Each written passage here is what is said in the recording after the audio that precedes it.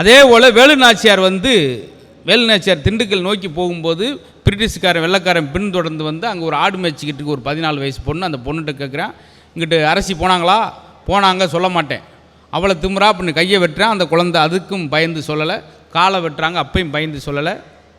வேலுநாச்சியார் திரும்பி வரும்போது அந்த அம்மா இறந்து கிடந்தாங்க. அந்த குழந்தை இவ்வளோ தைரியமாக ஒரு குழந்தை அரசியை கூட காட்டு கொடுக்காம அவ்வளோ ஒரு உயிரோட்டமான அன்பு செலுத்தியிருக்காளே அப்படின்னு சொல்லி தாலியை கலத்தி அந்த குழந்தை இறந்த இடத்துல வச்சு இங்கே ஒரு கோயில் கட்டுங்க, அதான் வெட்டுடையார் காளி அந்த கோயில் பேர். அப்போ நம்ம நினைக்கிறோம் பெண்கள் அடக்கமாகும் வரை அடக்கமாகவே இருப்பவர் யாருன்னு கேட்டிங்கன்னா அவங்க தான் சார்.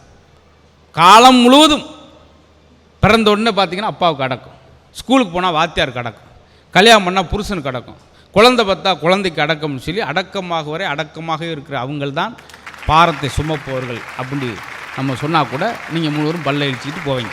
சத்தியா நம்ம தான்டா அப்படின்னு.